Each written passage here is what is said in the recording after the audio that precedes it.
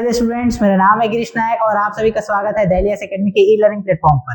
आज हम 30 कदम सीरीज, जैसा कि आप जानते हैं कि हर एक सब्जेक्ट का 30 टॉपिक अगले 30 लेक्चर में हम लोग रिकॉर्ड करके आपको प्रोवाइड करने वाले हैं, जिसका हम लोग का उद्देश्य यही है कि आपकी तैयारी जो है ज्यादा से ज्यादा बेटर हो सके। तो इस कड़ी में हम लोग शुरुआत करते हैं हमारे इकोनॉमी के टॉपिक की। इकोनॉमिक में जो हमारे पास कुछ टॉपिक ऐसे हैं जो बहुत ज्यादा इंपॉर्टेंट पोर्शन कवर करते हैं, तो उसमें से एक है हमारे पास नेशनल इनकम। तो नेशनल इनकम क्योंकि बहुत बड़ा टॉपिक है, यहाँ पर से बहुत सारे टॉपिक्स आते हैं, क्वेश्चन यहाँ पर से बहुत बनते हैं, इसलिए हम लोग यहाँ पर इसको 2 पार्ट में डिवाइड करके रखे हैं। ऐसे ही इन्फ्लेशन बहुत अच्छा टॉपिक है, बहुत सारे क्वेश्चन बनते हैं यहाँ पर से, इसलिए यहाँ पर भी इसको अलग अलग पार्ट में डिवाइड करके रखे हैं। और जो कुछ टॉपिक ऐसे हैं जहाँ पर से क्वेश्चन बनते हैं, लेकिन हम लोग एक वीडियो में जिसको कवर किया जा सकता है, उन सबको हम लोग एक एक वीडियो में कवर करने वाले हैं। तो शुरुआत करते हैं नेशनल इनकम की। तो हमारे पास पहला क्वेश्चन दिया हुआ है, निम्नलिखित में से कौन सा राष्ट्रीय आय की गणना में शामिल नहीं है? Which one of the following is not included in the calculation of the national income? Not included बोल रहे हैं कि किसको हम लोग शामिल नहीं करते। तो सबसे पहले हम लोग समझ लेते हैं कि नेशनल इनकम क्या होता है। What is national income? तो नेशनल इनकम भाई हमारे पास ना राष्ट्रीय आय, ठीक है, नेशनल इनकम राष्ट्रीय आय, इसके मापन के लिए ना हमारे पास ना अलग अलग टेक्निक्स हैं। तो हमारे पास हमारे पास जीडीपी, एक होता है हमारे पास जीएनपी, ग्रॉस नेशनल प्रोडक्ट हमारे पास, और ग्रॉस डोमेस्टिक प्रोडक्ट, एक होता है हमारे पास एनडीपी, नेट डोमेस्टिक प्रोडक्ट, एक होता है हमारे पास एनएनपी, नेट नेशनल प्रोडक्ट, और एक होता है हमारे पास जीवीए, ग्रॉस वैल्यू एडेड या फिर ग्रॉस वैल्यू एडिशन। ये हमारे पास 5 अलग अलग टेक्निक है जिसका यूज करके हम लोग नेशनल इनकम को मेजर करते हैं। इसमें अगर हम लोग जीडीपी की बात करें तो जीडीपी होता क्या है, इसको पहले समझ लेते हैं ताकि हम लोग क्वेश्चंस को आसानी से बना पाए। अगर कोई एरिया है, हम लोग यहाँ पर एरिया की बात कर रहे हैं, इसे हम लोग ये भी बोल सकते हैं कि अगर हम लोग देश की बात करेंगे तो एक क्षेत्र देश होगा, अगर हम लोग किसी जिले की बात करें तो जिला होगा, राज्य की बात करें तो राज्य होगा। तो वो उस क्षेत्र का, इस एक क्षेत्र में हम लोग कुछ यहाँ पर प्रोडक्शन कर रहे हैं, इस यहाँ पर जो भी प्रोडक्ट बना उन सारे प्रोडक्ट का, इन सारे फाइनल प्रोडक्ट का, सारे फाइनल प्रोडक्ट, अंतिम उत्पादों का अंतिम मौद्रिक मूल्य, ठीक है, फाइनल वैल्यू या फिर लास्ट वैल्यू का सम, इन सब का एडिशन क्या कहलाता है? हमारा हमारा जीडीपी कहलाता है, इस एरिया से संबंधित हो।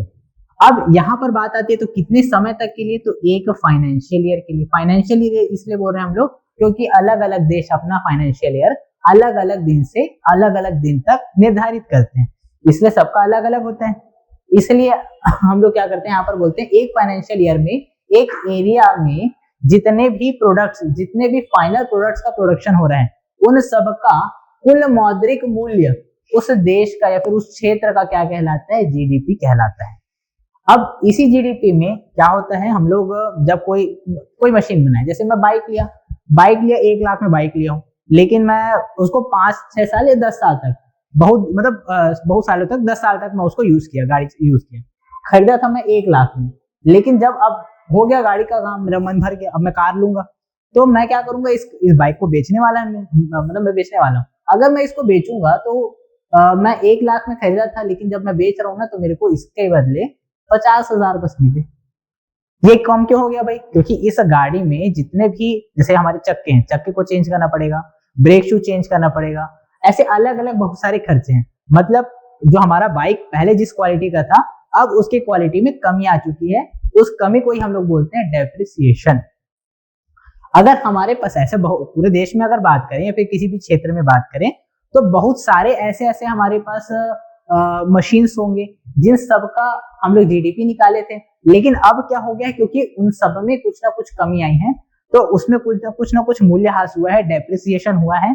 तो अगर हम लोग को और ज्यादा क्लियर पिक्चर निकालना है तो हम लोग को क्या करना पड़ेगा, इसी जीडीपी में अगर हम लोग डेप्रिसिएशन माइनस कर दें, जो मूल्यह्रास हो रहा है उसको माइनस कर देते हैं, तो हमारे पास निकल के आ जाता है एनडीपी, नेट डोमेस्टिक प्रोडक्ट।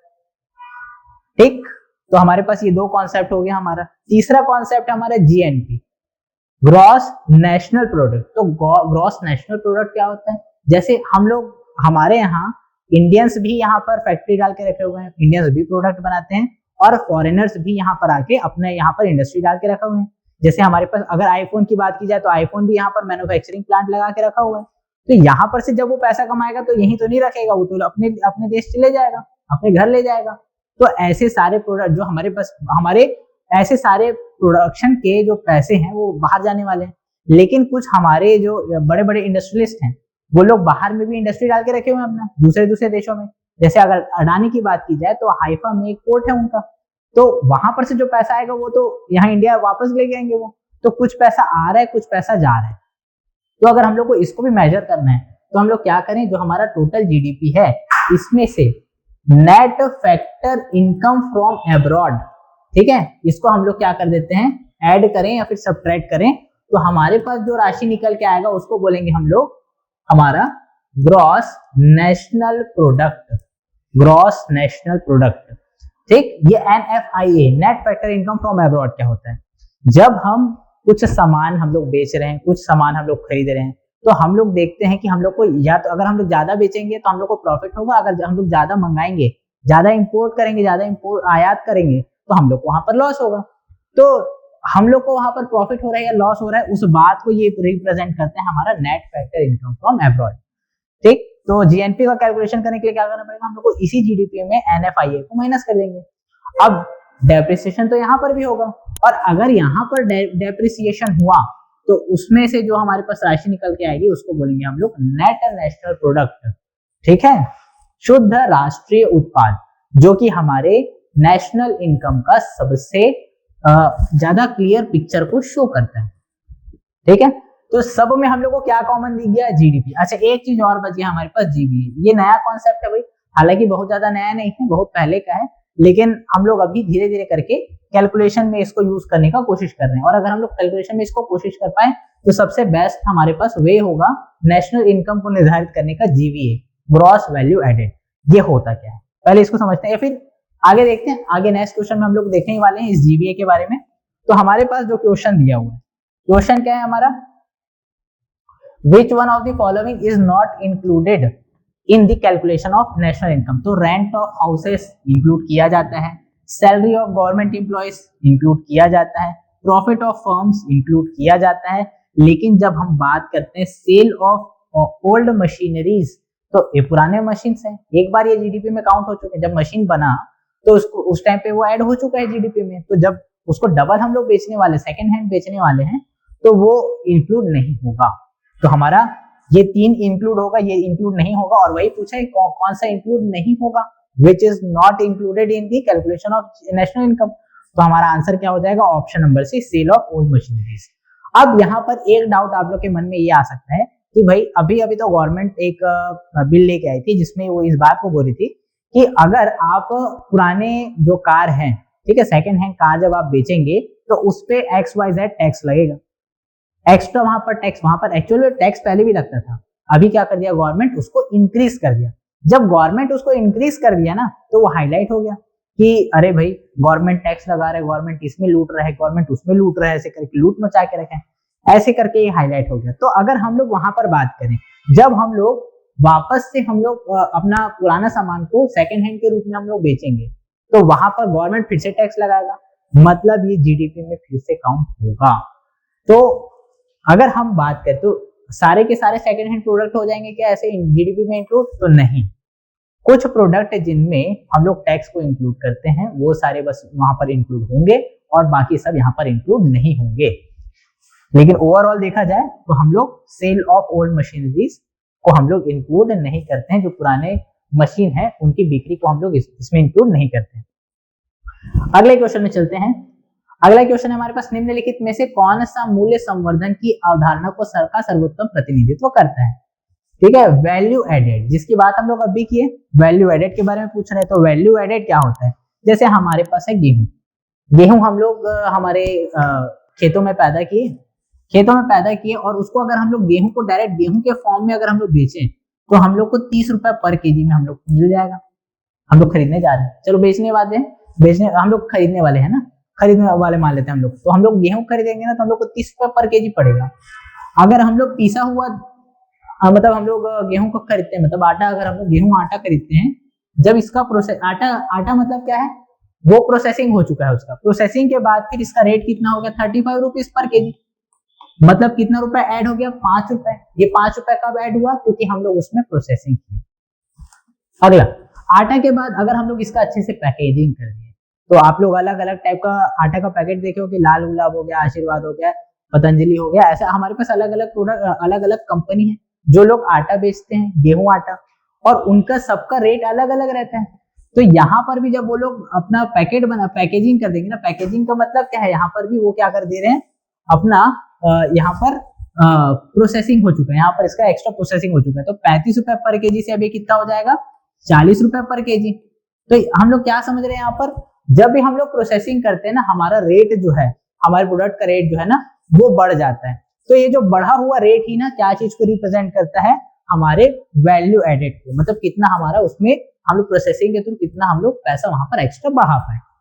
अब हमारे पास ऑप्शन क्या क्या दिया है, total value of output produced by a firm, total output produced, ठीक है। दूसरा क्या बोल रहा है, आउटपुट माइनस इंटरमीडिएट कंजप्शंस, यही आंसर है। वैसे आगे भी देख लेते हैं, ठीक है। जो हम लोग का आउटपुट निकल के आ रहे हैं, उसमें से इंटरमीडिएट का जो कंजप्शन का है, उसका जो जो भी वैल्यू है उसको हम लोग माइनस करेंगे तब निकलेगा, ये बोल रहे हैं। इसमें ऐड करने की बात बोलते हैं, और चौथा बोल रहे हैं नन ऑफ द अबव। तो हमारा आंसर क्या होगा, option number B, output minus intermediate consumption, ठीक है। जो उत्पादन होगा टोटल, उसमें से मध्यवर्ती उपभोग जो है उन सबको हम लोग माइनस कर देंगे, तो हमारे पास आ जाएगा। अगले क्वेश्चन में चलते हैं, which of the following is included while calculating GDP at market price. तो जब हम लोग क्या यहाँ पर क्या बात कर रहे हैं, जीडीपी एट मार्केट प्राइस, तो समझ लेते हैं हमारे पास जो जीडीपी होता है, दो अलग अलग कैटेगरी का होता है। तो जीडीपी एक होता है जीडीपी एट मार्केट प्राइस, और एक होता है हमारे पास जीडीपी एट हमारे पास फैक्टर प्राइस या फिर फैक्टर कॉस्ट। ये दो टाइप का होता है हमारे पास जीडीपी। अब इसको समझ लेते हैं कि ये इन दोनों में डिफरेंस क्या है। ये GDP at market, GDP at factor cost या फिर फैक्टर प्राइस जो होता है ना, वो इस बात को रिप्रेजेंट करता है कि हमारे पास जो प्रोडक्ट बन रहा है, जो प्रोडक्शन हो रहा है, उस प्रोडक्शन होने की कैटेगरी में कितने सारे हमारे खर्च वहां पर इंक्लूड है, उन सबको हमारा फैक्टर कॉस्ट रिप्रेजेंट करता है। जब इसी में ही हम लोग टैक्स ऐड कर देते हैं, गवर्नमेंट लेती है इनडायरेक्ट टैक्स, तो उन टैक्स को इंक्लूड कर देते हैं, तो वो बन जाता है हमारे पास जीडीपी एट मार्केट प्राइस। लेकिन कभी कभी गवर्नमेंट सब्सिडी भी देती है, अगर गवर्नमेंट सब्सिडी दी है तो उस सब्सिडी को यहाँ पर माइनस कर देंगे, तब हमारे पास क्या बनता है, जीडीपी एट मार्केट प्राइस। तो अगर हम लोग फॉर्मूला वाइज अगर देखते हैं, तो जीडीपी एट हमारे पास मार्केट प्राइस इक्वल टू क्या हो जाता है, GDP at factor cost plus indirect tax minus subsidy. तो जो हमारे इनडायरेक्ट टैक्स होता है, जो टैक्स होता है ना, टैक्स दो कैटेगरी का होता है, एक होता है डायरेक्ट और एक होता है इनडायरेक्ट। अगर कोई टैक्स ऐसा है जिसको हम लोग अपने जेब से खुद से अपने हाथ से दे रहे हैं, तो वो है हमारा डायरेक्ट टैक्स। जैसे हमारा जो हमारा इनकम टैक्स होता है ना, विंडफॉल टैक्स होता है, इनकम टैक्स हो गया, कॉर्पोरेट टैक्स हो गया, ये सब का सब हमारा डायरेक्ट टैक्स है। लेकिन अगर हम लोग जैसे हम लोग कुरकुरे लेके आए, तो उसमें हम लोग पहले से ही टैक्स दे चुके हैं। हम लोग का 10 रुपए का अगर कुरकुरे है एमआरपी, उसमें 10 रुपीज लिखा हुआ है, तो उसमें पहले से जीएसटी, मतलब जो जीएसटी वहां पर पहले से इंक्लूड हो चुका है, जो टैक्स हमारे पास पहले से इंक्लूड हो चुका है। तो ऐसे टैक्स जो हम लोग को दिखाई तो नहीं देते लेकिन एग्जिस्ट करते हैं, वो क्या कहलाता है, हमारा इनडायरेक्ट टैक्स। चलिए टैक्स वाले सेक्शन में उसको देखेंगे हम लोग अच्छे से। तो हमारे पास क्या बोल रहा है, बाजार मूल्य पर जीडीपी की गणना करते समय निम्नलिखित में से किसे शामिल किया जाता है। तो सब्सिडी को भी शामिल किया जाता है और अप्रत्यक्ष कर को भी शामिल किया जाता है। अगर यहाँ पर पूछता है किसे ऐड किया जाता है, तब फिर हम लोग बोलते हैं इनडायरेक्ट टैक्स। अगर ऐड किया जाता है ऐसा करके अगर क्वेश्चन होता तो, बट हम लोग को यहाँ पर पूछा है किसे शामिल किया जाता है, तो शामिल तो प्लस करेंगे वो भी शामिल होगा, माइनस करेंगे वो भी शामिल होगा। अगला क्वेश्चन देखते हैं,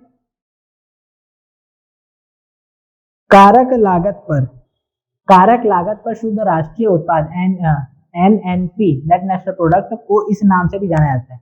हमारे पास एनएनपी जो है उसको हम लोग और क्या बोलते हैं, उसे ग्रॉस डोमेस्टिक प्रोडक्ट बोलते हैं, जीडीपी नहीं बोलते भाई, नेशनल इनकम बोलते हैं। नेट डोमेस्टिक प्रोडक्ट एक अलग चीज होता है, पर्सनल इनकम एक अलग चीज है। तो हमारे पास NNP at factor cost is also termed as national income, ठीक है। अगले क्वेश्चन में चलते हैं। अगला हमारे पास निम्नलिखित में से कौन सा कथन गलत है। गलत कथन को हम लोग को बताना है, जीडीपी घरेलू उत्पाद को मापता है, बिल्कुल सही बात है। Gross domestic product, domestic product के क्या बोलते हैं, ग्रॉस को वहां पर हम लोग देखते हैं उसके सारे मॉनेटरी जो वैल्यू रहते हैं उसी को ऐड करते हैं, तो सही बात है। दूसरा बोल रहे जीएनपी में विदेशों से प्राप्त शुद्ध कारक आय शामिल होती है, ये बात भी सही है। एनडीपी, ठीक है, NDP equal to GDP minus depreciation. जो डेप्रिसिएशन ये क्या होता है भाई, जैसे हम लोग कोई भी सामान को, जैसे हम लोग गाड़ी को खरीदे 1 लाख में खरीदे, लेकिन जब बेचेंगे तो उससे कम में बेचेंगे, तो वही क्या कहलाता है, जो कमी हो गई वहां पर। क्यों कमी हो गई, क्योंकि उसका ब्रेक शू घिस चुका है, उसका टायर चेंज करना पड़ेगा, 10 तरह के उसमें खर्चे हैं, तो उन सबको हम लोग बोलते हैं उस मशीन का डेप्रिसिएशन हो चुका है। तो हमारे पास ये वाला बात भी हमारे पास सही है। एनडीपी कैसे निकालते हैं हम लोग, जीडीपी में डेप्रिसिएशन को माइनस करके निकालते हैं। और चौथा क्या बोल रहा है, NNP equal to GDP plus depreciation, ये तो गलत है।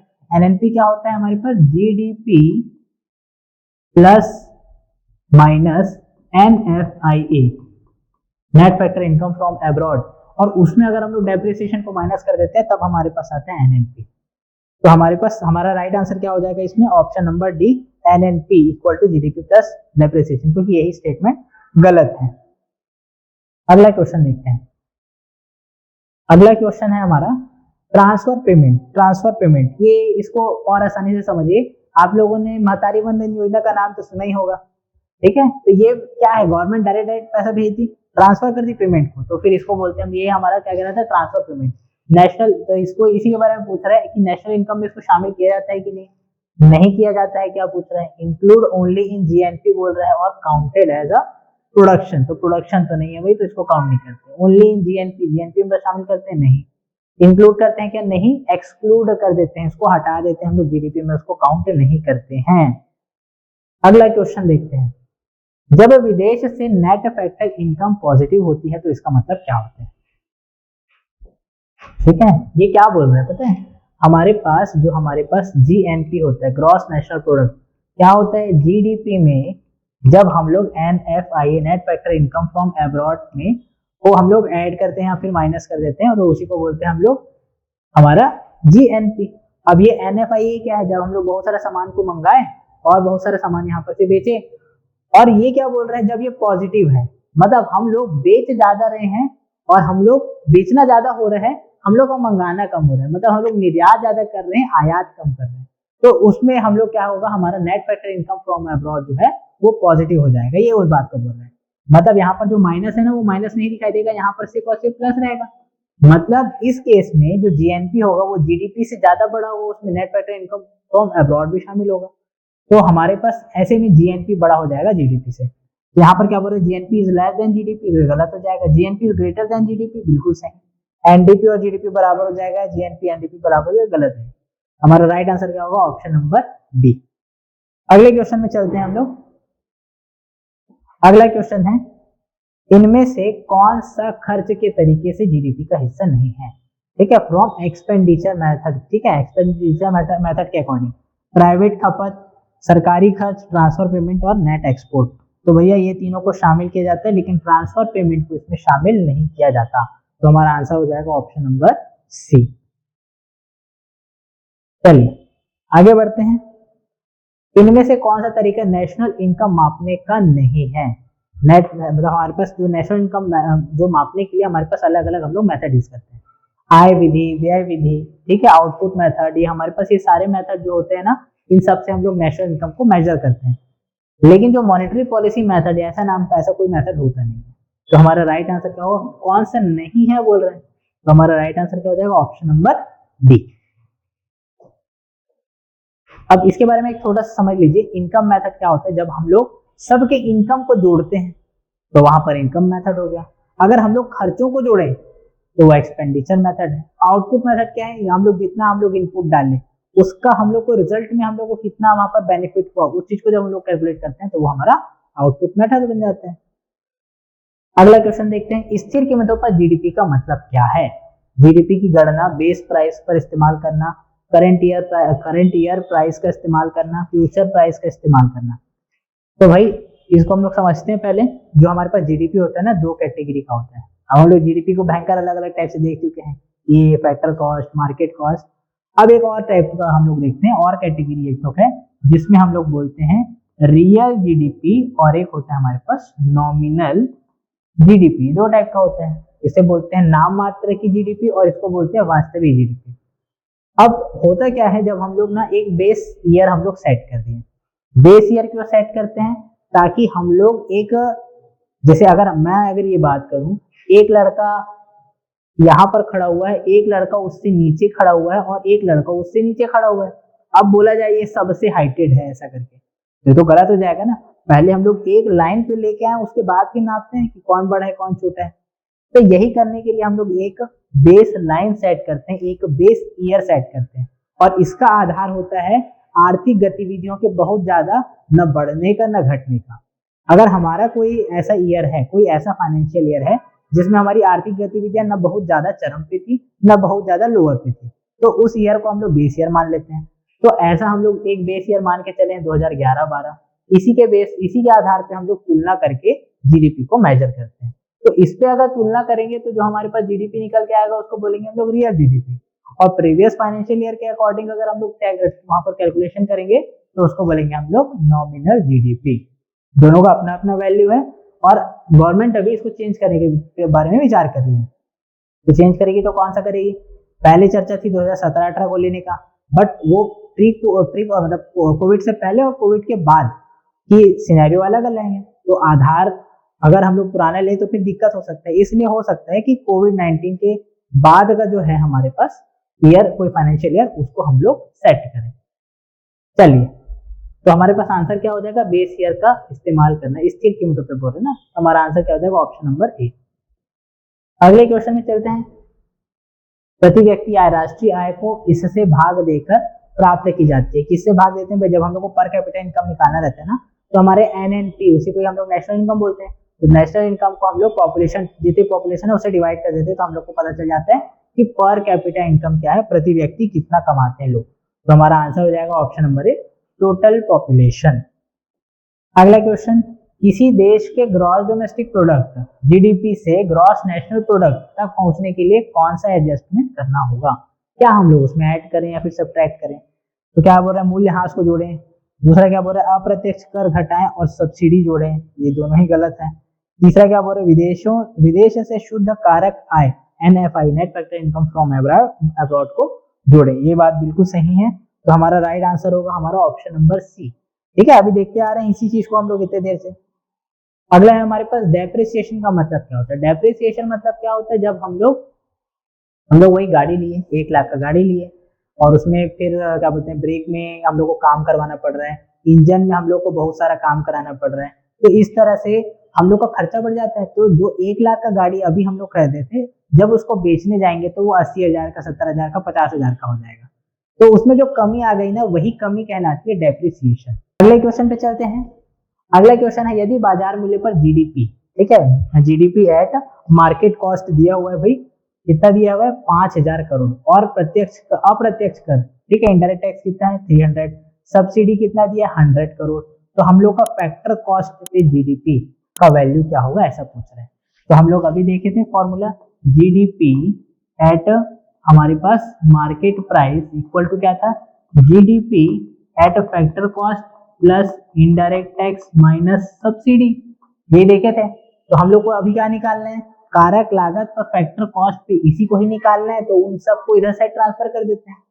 तो जीडीपी एट फैक्टर कॉस्ट क्या हो जाएगा, GDP at market price minus indirect tax plus subsidy.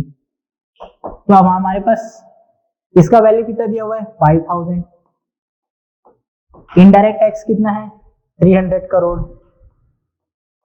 Subsidy कितना है, 100 करोड़। तो हमारे पास रिजल्ट कितना आ जाएगा, 4800 करोड़, 4,800 करोड़। तो हमारा ऑप्शन नंबर ए हमारा इस आधार पे सही होगा।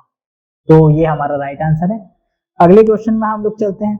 अगला question, personal income national income से इस तरह मिलती है, ठीक है, हमारे पास पर्सनल इनकम और नेशनल इनकम का कोऑर्डिनेशन पॉइंट हम लोग को देखना है। हमारे कॉर्पोरेट टैक्स को जोड़ देंगे तो हो जाएगा क्या, नहीं, ट्रांसफर पेमेंट को घटा देंगे क्या, नहीं, बिना बांटे मुनाफे और कॉर्पोरेट टैक्स घटाकर ट्रांसफर पेमेंट जोड़ना, तो subtracting undistributed profits and corporate tax adding transfer payments, ये बिल्कुल सही है भाई। तो ऑप्शन नंबर सी हमारा राइट आंसर होगा। अगला क्वेश्चन है हमारे पास, इनमें से कौन सा स्टॉक कॉन्सेप्ट है? स्टॉक कॉन्सेप्ट इसको हम लोग देखेंगे भाई हमारे जो हमारा कैपिटल मार्केट जो है ना वो वाला सेक्शन में हम लोग इसको डिटेल में देखेंगे। हमारे पास बाकी यहाँ पर ऑप्शन क्या क्या दिया है, नेशनल इनकम, राष्ट्रीय आय, सेविंग्स, कैपिटल और इन्वेस्टमेंट। तो यहाँ पर आंसर होगा हमारा कैपिटल। ठीक है, ये हमारा स्टॉक कॉन्सेप्ट है। अगला क्वेश्चन है हमारा, इनमें से कौन सा जीएनपी के अनुमान में शामिल नहीं है? जीएनपी में शामिल नहीं है बोल रहे हैं, नॉट इंक्लूडेड, यही सबसे इंपॉर्टेंट है, नॉट इंक्लूडेड ये इंक्लूडेड है। Income earned by Indian working abroad, जो बाहर में काम कर रहे हैं ना वो लोग पैसा भेजेंगे तो ये वाला ऐड हो जाएगा भाई। Profits from Indian companies operating abroad, जो कंपनियां बाहर में काम कर रही हैं हमारे इंडिया की वो लोग इसमें ऐड हो जाएंगे। Dividends received from foreign companies, जो डिविडेंड जो हम लोग को प्रॉफिट जो है बाहर से कमाएंगे वो भी इसमें ऐड हो जाएगा। और यहाँ पर बी ऑप्शन क्या बोल रहा है, इनकम अर्न्ड बाय फॉरेनर्स, ठीक है, फॉरेनर्स इन इंडिया, जो यहाँ फॉरेनर्स यहाँ कमाएंगे ना उसको तो ले जाएंगे तो उसको ऐड नहीं करेंगे हम लोग। तो हमारा आंसर हो जाएगा ऑप्शन नंबर बी, क्योंकि नॉट इंक्लूडेड बोल रहे हैं। अगला है हमारे पास डिस्पोजेबल इनकम। डिस्पोजेबल इनकम मतलब ऐसा इनकम जिसको आप शो कर सकते हो। तो कौन सा इनकम को शो करते हैं भाई, हमारे जितना कमाए, जैसे मान लेते हैं 20 लाख कमाए, ईयरली इनकम तो टैक्स जो है ईयरली बेस पे लगता है। तो हमारे पास इनकम टोटल कितना हो गया, 20 लाख हो गया। मान लेते हैं उसमें 10% टैक्स लग गया, तो जो उसमें जो टैक्सेबल अमाउंट रहेगा उस टैक्सेबल अमाउंट को 20 लाख से हम लोग हटा देते हैं। तो जितना को हटाएंगे उसके बाद जो हमारे पास अमाउंट बचेगा वही हमारा क्या होगा, डिस्पोजेबल इनकम होगा। जैसे कि मान लेते हैं 20 लाख कमाए, उसमें से 1 लाख जो हम लोग टैक्स में दे दिए, तो हमारे पास डिस्पोजेबल इनकम कितना हो जाएगा, 19 लाख रुपीस हो जाएगा। ठीक है, अगले क्वेश्चन में चलते हैं। देशों के बीच जीवन स्तर की तुलना करने के लिए इनमें से किसका इस्तेमाल किया जाता है? हम लोग को क्या देखना है, स्टैंडर्ड ऑफ लिविंग देखना है। तो हमारे पास क्या क्या ऑप्शन है, nominal GDP, per capita real GDP, GNP eight market price और नेशनल डेट। तो भाई हमारा जो प्रति व्यक्ति आया पर कैपिटा इनकम है, ये रिप्रेजेंट करता है कि किसी भी कंट्री में कि वहां के लोग कितना कमा सकते हैं। तो हमारा राइट आंसर होगा ऑप्शन नंबर बी। अगला है हमारे पास क्वेश्चन नंबर 20, इनमें से कौन सी आर्थिक गतिविधि नहीं है, इकोनॉमिक एक्टिविटी नहीं है? तो क्या कह दिया हमारे पास, टीचिंग इन स्कूल, स्कूल में पढ़ाना, ये इकोनॉमिक एक्टिविटी है, उसको सैलरी मिलेगा उससे। Working in a factory, factory में काम करेंगे पैसा मिलेगा, वहां पर भी इंक्लूड है। फार्मिंग करेंगे तो हम लोग को पैसा मिलेगा, ये भी इंक्लूड है। लेकिन जब हम लोग कुकिंग फॉर अ फैमिली, ठीक है, हम लोग परिवार के लिए जब खाना बनाएंगे ना तो हम लोग उसके लिए पैसा नहीं लेंगे। लेकिन अगर खाना, यहीं पर अगर बात आ जाए, खाना पकाना अगर हम लोग किसी होटल में कर रहे हैं तो फिर वहां पर इकोनॉमिक एक्टिविटी में वो शामिल होगा। लेकिन घर के लिए बनाएंगे, फैमिली के बनाएंगे तो इसमें इंक्लूड नहीं करेंगे। तो आंसर होगा ऑप्शन नंबर बी। अगला क्वेश्चन है हमारे पास, विच स्टेटमेंट इज करेक्ट? यहाँ पर इस बार क्या पूछ दिया, इस बार करेक्ट स्टेटमेंट पूछ रहा है रिगार्डिंग जीडीपी डिफ्लेटर। तो पहले समझ लेते हैं जीडीपी डिफ्लेटर क्या होता है। क्या होता है हमारे पास ना, जो हम लोग रियल जीडीपी हम लोग काउंट करते हैं ना, वो किसी बेस ईयर पे काउंट करते हैं, बेस ईयर के आधार पे। जो हम लोग का नॉमिनल जीडीपी रहता है वो प्रीवियस ईयर के आधार पे रहता है। तो उनके बीच एक गैप हो जाता है।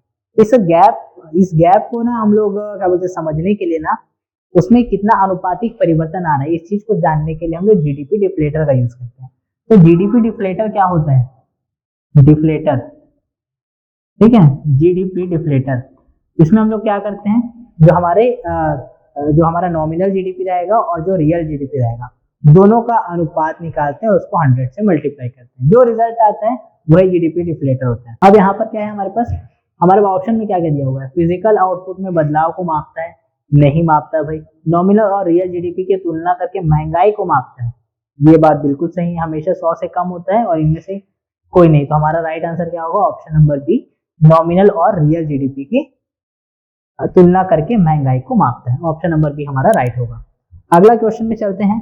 अगला क्वेश्चन क्या है हमारा, भारत में जीडीपी का सबसे बड़ा हिस्सा है, ठीक है, किस मतलब यहाँ पर जो हमारे पास ऑप्शन दिया रहेगा उसके बेस पे हम लोग को निकालना है। यहाँ पर अलग अलग और भी हो सकते हैं ऑप्शन। तो हमारे पास क्या बोल रहा है, निवेश व्यय, निजी खपत व्यय, शुद्ध निर्यात और सरकारी व्यय। तो यहाँ पर जो हम लोग का निजी खपत जो होता है ना, इसके कारण ना हम लोग के जीडीपी में सबसे ज्यादा कॉन्ट्रीब्यूशन होता है। तो हमारा राइट आंसर होगा ऑप्शन नंबर बी, क्योंकि गवर्नमेंट खर्च तो करती है लेकिन इतना ज्यादा भी खर्च नहीं करती है। निर्यात हम लोग ज्यादा नहीं करते हैं, निवेश व्यय जो हम लोग इन्वेस्टमेंट में जो खर्च करते हैं, इन्वेस्टमेंट जरूर करते हैं लेकिन उतना ज्यादा बड़े लेवल पे नहीं करते कि वो निजी खपत व्यय से भी ज्यादा हो जाए। तो राइट आंसर होगा हमारा ऑप्शन नंबर बी। अगले क्वेश्चन में चलते हैं। भारत में कौन सी संस्था नेशनल इनकम का अनुमान लगाती है? ये तो सबको पता होना चाहिए भैया कि नेशनल स्टैटिस्टिकल ऑफिस जो है यही हम लोग के जो जीडीपी के आंकड़े जो है जारी करती है, वही बताती है कि हमारा जीडीपी कितना होगा, क्या होगा। अनुमान, आगे का भी अनुमान, एस्टिमेट लगाने का भी उसी का ही काम है। तो आप लोग के लिए एक छोटा सा काम, आप लोग कमेंट सेक्शन में जल्दी जाके बताइए कि जो नेशनल स्टैटिस्टिकल ऑफिस है इसका स्टैब्लिशमेंट कब किया गया था, इसका हेडक्वार्टर कहाँ पे है। और हम लोग चलते हैं अगले क्वेश्चन में। The base year for calculating GDP in India. Base year क्या है, अब भी बताया मैं, 2011-12। इससे पहले की अगर बात की जाए तो 2004-5 था। आगे का देखेंगे कि कुछ नया डेवलपमेंट होगा, कुछ चेंजेस करेंगे तो फिर हम लोग का नया बेस ईयर आ जाएगा। अगला है हमारे पास क्वेश्चन, अगर डेप्रिसिएशन बढ़ता है लेकिन ग्रॉस इनकम वही रहती है तो नेट इनकम पर क्या प्रभाव पड़ेगा? हम लोग जीडीपी के आधार पे उसको देखते हैं। अगर जीडीपी के आधार पे हम लोग को जो रिजल्ट आएगा ना, वही हम लोग को एनडीपी के, एनडीपी इक्वल टू क्या होता है, जीडीपी माइनस डेप्रिसिएशन। जब हम लोग का डेप्रिसिएशन लगातार लगातार बढ़ते जाए लेकिन जीडीपी स्टेबल रहे तो हमारा एनडीपी क्या होगा, यहाँ पर लगातार हम लोग को कम होता हुआ दिखाई देगा। तो जैसे अगर एनडीपी कम होता हुआ दिखाई देता है, सेम रिलेशन रहता है हमारे इनकम के साथ में, तो वहां पर भी हम लोग को क्या होगा, इनकम का क्या होगा, इनकम भी घटता हुआ हम लोग को दिखाई देने वाला है। तो हमारा आंसर क्या हो जाएगा, ऑप्शन नंबर बी। अगला है हमारे पास, इनमें से किसमें विदेश से होने वाली इनकम शामिल है? तो जीडीपी हो गया, एनडीपी हो गया, जीएनपी हो गया। जीडीपी में हम लोग डोमेस्टिक वाले को देखते हैं, एनडीपी में भी डोमेस्टिक को देखते हैं डेप्रिसिएशन हटा के, और जीएनपी में हम लोग net factor income from abroad को यहाँ पर प्लस माइनस करते हैं। तो हमारा राइट आंसर होगा ऑप्शन नंबर सी। अगला है, भारत के सकल घरेलू उत्पाद में कृषि का हिस्सा लगभग कितना है 2024 के डेटा के अकॉर्डिंग? तो भाई इसका राइट आंसर है हमारे पास 16.8%। लेकिन मैं यहाँ पर ऐसा कोई ऑप्शन नहीं डाला हूँ, ये इसलिए ताकि आप लोगों को ये बात बता सकूं कि अगर हमारे पास एग्जैक्ट कोई डेटा नहीं दिया है तो उसके सबसे पास का जो डेटा रहेगा उसको हम लोग को आंसर लेना होता है। तो 16.8% अगर नहीं दिया है तो उसके सबसे पास क्या दिया है उसको देखिए। अगर हमारे पास अगर ऐसा दे रहे हैं, कोई रेंज में दे रहे हैं 16 to 18%, तो ये भी हमारे पास सही होगा। तो इसका हमारे पास राइट आंसर क्या होगा, ऑप्शन नंबर बी। लेकिन ध्यान रखेंगे 16.8% है रियल डेटा 2024 के अकॉर्डिंग। अगला बोल रहे भारत की जीडीपी में किस सेक्टर का योगदान सबसे ज्यादा है? अब यहाँ पर सेक्टर की बात कर रहे हैं। सेक्टर हमारे पास बेसिकली हमारे पास 3 सेक्टर है जिसको हम लोग जीडीपी में इंक्लूड करते हैं, प्राइमरी, सेकेंडरी और टर्शरी। प्राइमरी में वो सारे सेक्टर आते हैं जिसमें जिनका जो रॉ मटेरियल के तौर पे यूज किए जाते हैं, जो एग्रीकल्चरल प्रोडक्ट्स हो गए, या फिर हमारे पास मत्स्य उत्पादन जो रहेगा वो इंक्लूड हो जाएगा, और क्या इंक्लूड हो जाएगा, जो हमारे खनन उत्खनन से प्राप्त जो सामग्री रहेगा वो सारा चीज इंक्लूड हो जाएगा हमारे प्राइमरी सेक्टर में। प्राइमरी सेक्टर के प्रोडक्ट्स को यूज करके अगर हम लोग कहीं कुछ बना रहे हैं तो वो हमारा सेकेंडरी सेक्टर हो जाएगा, मैन्युफैक्चरिंग सेक्टर। उसके बाद फिर अगर हम लोग बात करते हैं, मैन्युफैक्चरिंग हो गया। थर्ड अगर हम लोग देखते हैं सर्विस सेक्टर, बना हुआ मैन्युफैक्चर्ड गुड्स जो है उसको अगर हम लोग डिस्ट्रीब्यूट करें तो हमारा सर्विस सेक्टर हो गया, ये तीसरा सेक्टर। चौथा सेक्टर, इन तीन को हम लोग कैलकुलेट कर पाते हैं, इसलिए इसको जीडीपी में इंक्लूड करते हैं। जो हमारे पास चतुर्थ सेक्टर है वो हमारी बौद्धिक क्षमता को रिप्रेजेंट करता है, और जो हमारा पांचवा सेक्टर है वो हमारे सुशासन या फिर हमारी शासन व्यवस्था को रिफ्लेक्ट करता है। तो ऐसे हमारे पास 5 सेक्टर है जिसमें हमारे जीडीपी का सबसे ज्यादा योगदान जो है, जीडीपी में सबसे ज्यादा योगदान सर्विस सेक्टर देता है। आंसर इसमें क्या हो जाएगा, option number C. Nominal GDP में बढ़ोतरी इन वजहों से होती है, किस वजह से होती है हमारे नॉमिनल जीडीपी में बढ़ोतरी, वहां पर पूछ रहे हैं। पहला बोल रहा है सिर्फ आउटपुट में बढ़ोतरी, यहाँ पर सिर्फ आ गया, केवल आ गया, ओनली आ गया। जब कभी भी ऐसे एक्सट्रीमिस्ट वाले क्वेश्चन आएंगे उसका मान के चलिए 99% वो स्टेटमेंट गलत होता है। आउटपुट में बढ़ोतरी बस से होगा क्या, नहीं। प्राइस बस बढ़ने से होगा क्या, नहीं। दोनों बढ़ेगा तो होगा। तो ऑप्शन नंबर सी जो है हमारा, ये हमारा सही होगा। Option number C is correct answer. और आज का लास्ट क्वेश्चन, जीडीपी, ठीक है, ग्रीन जीडीपी। तो ग्रीन जीडीपी क्या होता है भाई, अगर हम लोग सिर्फ कुछ ना कुछ प्रोडक्ट बनाते जाए तो उससे पर्यावरण को बहुत लॉस होता है। जैसे अगर माइंस की अगर बात की जाए, अगर हम लोग को माइंस से हम लोग को खनिज निकालने हैं तो हसदेव में देखा जाए, चाहे रायगढ़ में देखा जाए, या फिर बस्तर में देखा जाए, तो वहां पर जब भी हम लोग को माइंस, वहां पर एरिया, माइन वाला एरिया ना, वहां पर हम लोग को बहुत ज्यादा हम लोग को पर्यावरण को नुकसान पहुंचाना पड़ जाता है। हम लोग बहुत ज्यादा वहां पर पेड़ पौधे काटते हैं, तो उससे पर्यावरण को क्षति बहुत ज्यादा होती है। तो ये ग्रोथ का तरीका नहीं है, ये सही तरीका नहीं है ग्रोथ का। तो अगर आप जीडीपी ऐसे कैलकुलेट कर रहे हो जिससे आप पर्यावरण को नुकसान पहुंचा रहे हो, तो ये अच्छी बात नहीं है। तो इसी को मतलब एक्नॉलेज करने के लिए कि वहां पर हमारे पास ग्रीनरी का भी एक अलग वैल्यू है, तो उसी के लिए हम लोग बनाए हैं ग्रीन जीडीपी। इसमें क्या करते हैं हम लोग, जीडीपी में हमारे पास टोटल जीडीपी है, उसमें हम लोग जो पर्यावरण क्षति हुई है, ठीक है, इन्वायरमेंटल, जो हमारे पास पॉल्यूशन बोला जाए या फिर हम लोग उसका बोला जाए हम लोग बहुत ज्यादा रिसोर्स का मिसमैनेजमेंट किए, तो उन सबको सारे फैक्टरों को हम लोग वहां पर माइनस कर दें, तो जो हमारे पास प्राप्त होगा उसे वो बोलेंगे हम लोग ग्रीन जीडीपी। ठीक है, तो ये हमारे 30 क्वेश्चन यहाँ पर कंप्लीट हुए इस पहले सेक्शन के। तो हम लोग ऐसे ही अलग अलग टॉपिक को लेके आएंगे, और आप चाहें तो अलग अलग जो सब्जेक्ट्स हैं जैसे पॉलिटी हो गया, हिस्ट्री हो गया, इन सब के भी वीडियोस हमारे चैनल पे अवेलेबल हैं इसी तरह 30 के दम के, तो आप वहां पर जाके विजिट करके उनके देख सकते हैं। और अगर आपको ये पीडीएफ चाहिए तो हमारे टेलीग्राम चैनल को ज्वाइन कर सकते हैं। इस वीडियो के लिए इतना ही, धन्यवाद।